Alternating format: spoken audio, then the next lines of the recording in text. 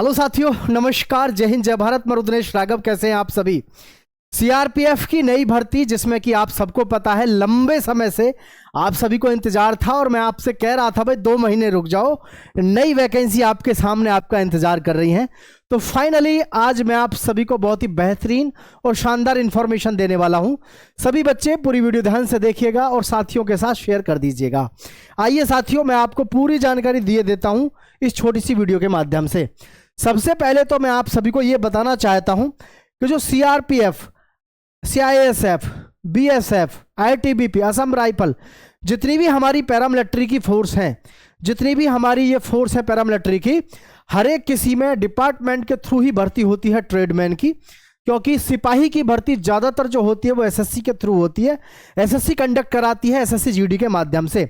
लेकिन जितनी भी हमारी भर्ती होती है आपकी ट्रेडमैन की और टेक्निकल पोस्ट पर, वो सारी की सारी भर्ती कौन कराता है? डिपार्टमेंट कराता है।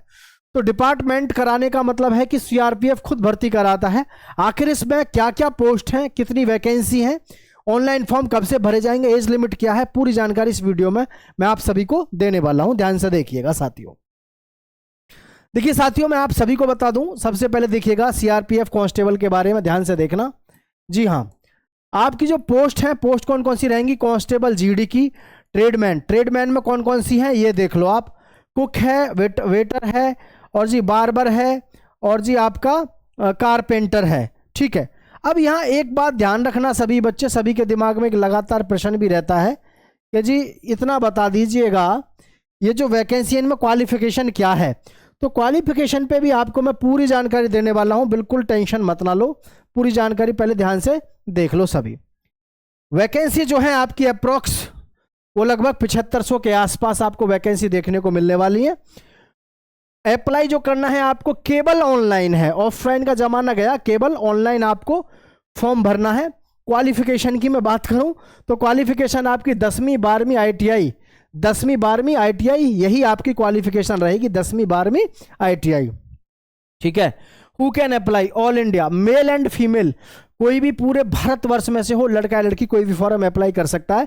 लेकिन एक बात मैं आप सभी को बताना चाहूंगा यहां पर कि जैसे 10th है, 12th है और आईटीआई है, ठीक है, ये अकॉर्डिंग टू द पोस्ट है। जैसे कि आपने यहां देखा कारपेंटर है तो कारपेंटर के लिए आपका क्या होगा? आईटीआई ही चलेगा। कुक है, वेटर है, तो कुक और वेटर के लिए जो चलेगा आपका, उसके लिए आपका एनएसक्यूएफ, क्या चलेगा? एनएसक्यूएफ चलेगा, जिसका मतलब होता है नेशनल स्किल क्वालिफिकेशन फ्रेमवर्क। ठीक है, नेशनल स्किल क्वालिफिकेशन फ्रेम होता है। ठीक है, तो ये आपके पास में होना चाहिए। और जो जीडी की भर्ती होती है और जो सफाई कर्मी की होती है, बाकी अन्य पदों पर केवल 10वीं पास चाहिए, केवल 10वीं पास चाहिए। इसमें परसेंटेज वगैरह का भी कोई चक्कर नहीं होता है। ठीक है, मतलब दोबारा से समझ लो सभी, 10वीं पास केवल चाहिए, किसी भी प्रकार का और कोई इसमें कोई कुछ भी और नहीं चाहिए। ठीक है। अप्लाई मोड आपका ऑनलाइन रहता है। अब देख लो आगे की सारी प्रक्रिया। आगे की सारी प्रक्रिया मैं आप सभी को यहां पे समझाना चाहूंगा, ध्यान से देख लो सभी साथी। ठीक है। एज लिमिट आपकी 18 से 23 वर्ष है, 18 से 23 वर्ष। और ट्रेडमैन में पदों पर 18 से 25 वर्ष है। और जिसमें कि SC ST OBC को मैं बता दूं आपको, जैसे आपका सिपाही लेवल की जो भर्ती है, सिपाही पे है आपकी 18 से लेकर के 23 वर्ष। ठीक है। यहां पर जो जनरल के लिए है ये उसके लिए है। SC और ST के लिए जो उम्र होगी आपकी 23 की बजाय 28 वर्ष होगी। और जी OBC के लिए जो उम्र सीमा होगी वो होगी आपकी 26 वर्ष, 26 वर्ष। ठीक है, ये उम्र सीमा है। ट्रेडमैन में देख लो आप, ट्रेडमैन में SC और ST के लिए हो जाएगी 30 वर्ष और जी OBC के लिए हो जाएगी आपकी 28 वर्ष। यह आपकी उम्र सीमा रहेगी।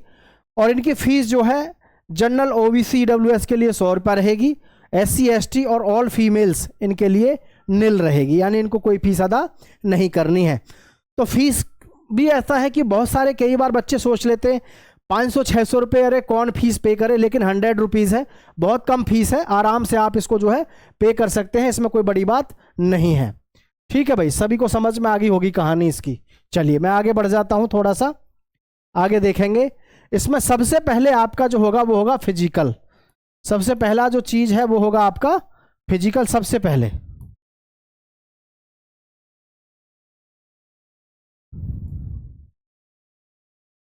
ठीक है, फिजिकल में क्या क्या होगा वो भी बताएंगे। सबसे पहले होगा फिजिकल, फिजिकल एफिशिएंसी टेस्ट होगा, document verification and trade test. ध्यान रखना, ट्रेड टेस्ट, आजकल शायद ही ऐसी कोई ट्रेडमैन की भर्ती जा रही हो, ठीक है, ट्रेडमैन की शायद ही कोई ऐसी भर्ती जा रही हो कि जिसमें आपका ट्रेड टेस्ट ना लिया जा रहा हो। हर भर्ती पर ट्रेड टेस्ट लिया जाता है, हर भर्ती पर, क्योंकि ये सीधा सीधा सा है कि कुक है जैसे कि, या वेटर है, वाटर कैरियर जो होता है, उन सभी के लिए आप देखोगे सब पे आज की डेट में मतलब या तो चाहिए सर्टिफिकेट, यानी कि आपको अनुभव होना चाहिए। आप जिस काम को करने के लिए ज्वाइन कर रहे हैं ना फोर्स को, उस काम में आप निपुण होने चाहिए। तो यह बात आपको ध्यान रखनी है, ठीक है। चलिए, फिर होता है आपका written test, medical test, final merit और होती है ज्वाइनिंग। अब इसमें कब कहाँ क्या होता है ये और देख लेते हैं एक बार बड़े ही ध्यान के साथ में, ठीक है। देखो ये है आपके पास में यहाँ पर क्वालिफिकेशन से लेकर के अब आपके पास में है आपकी योग्यता कि आपकी हाइट वगैरह क्या और कैसे होनी चाहिए।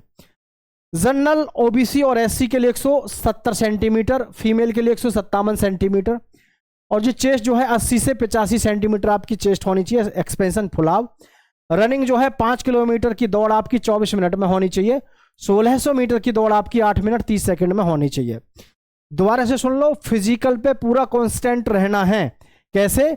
जनरल कैटेगरी की जो है आपकी 170 सेंटीमीटर हाइट चाहिए, फीमेल के लिए 170 सेंटीमीटर, 80 से 85 सेंटीमीटर का फुलाव, यानी कि 80 से 5 सेंटीमीटर का फुलाव, और 5 किलोमीटर की दौड़ 24 मिनट में करनी है। 1600 मीटर की दौड़ लड़कियों को 30 सेकंड में 8 मिनट 30 सेकंड में करनी है।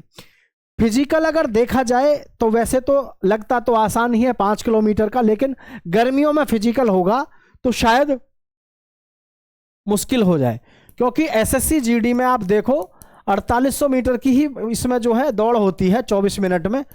बहुत सारा युवा फेल होता है, 40% युवा फेल हो जाता है एसएससी जीडी में भी। तो इस वजह से मैं आपको पहले ही इंश्योर कर दूं, तैयारी इस तरीके से करो अपनी कि आप फिजिकल में मार ना खाएं, क्योंकि फिजिकल में फेल होने के बाद इससे ज़्यादा दुख नहीं होता अगर कोई आदमी फिजिकल में फेल हो जाए तो, ठीक है। आपकी हाइट पूरी है तभी आप इस वीडियो को देख रहे हैं, नहीं तो देखो बहुत मुसीबत आ जाती है सामने, पता चलता है कि भाई आपने तैयारी करी ना करी कोई मतलब नहीं रहा। अब देख लो, आपका general knowledge and current affair के 25 क्वेश्चन आएंगे, रीजनिंग के 25 क्वेश्चन आएंगे, मैथ्स के 25 क्वेश्चन, हिंदी या इंग्लिश के 25 क्वेश्चन। जो भी आप लैंग्वेज चुनोगे, हिंदी चुनो या इंग्लिश, एक कोई सी भी लैंग्वेज, ठीक है, तो आपके 100 क्वेश्चन होंगे 100 मार्क्स के। और भाई ध्यान रखना, ये आपका जो पेपर होता है 2 घंटे का आपको पेपर का टाइम मिलता है 100 क्वेश्चन करने का। इसमें सबसे बढ़िया बात ये रहती है, इसका जो पेपर का लेवल होता है, पेपर का लेवल बेहद आसान होता है, ठीक है, बेहद आसान इसका पेपर का लेवल होता है। ये मैं आपको पहले ही बता दूं, कभी आप ये सोचो कि पेपर का लेवल कैसा होता है, बेहद आसान होता है, ठीक है, आराम से इसमें आपका सिलेक्शन हो जाता है। तो प्यारे साथियों, नई वैकेंसी के विषय में मैं आप सभी को बता चुका हूं। रही बात इसमें ऑनलाइन फॉर्म शुरू होने की, तो ऑनलाइन फॉर्म शुरू आपके बहुत जल्दी, लगभग अप्रैल में आपके फॉर्म शुरू हो जाएंगे। इस पर वैकेंसी हो सकता है कम या ज़्यादा हो सकती हैं, लेकिन आपका अब फॉर्म भरने की जो वो बहुत ज़्यादा समय नहीं है। लेकिन एक बात कहना चाहूँगा, सेंट्रल गवर्नमेंट की जॉब है, 10वीं 12वीं या ITI से अगर आप फॉर्म भरना चाहते हैं तो इससे बेस्ट आपके पास में मौका नहीं है। 60 साल की नौकरी है, परमानेंट नौकरी है, 7वां वेतन चल रहा है इस समय पे, 8वां वेतन लगने के बाद में 80-85 हज़ार कम से कम आपकी तनख्वाह पहुंचेगी। ये डिसाइड आपको करना है कि आप इसमें कितना समय इसी तरीके से बेकार करेंगे।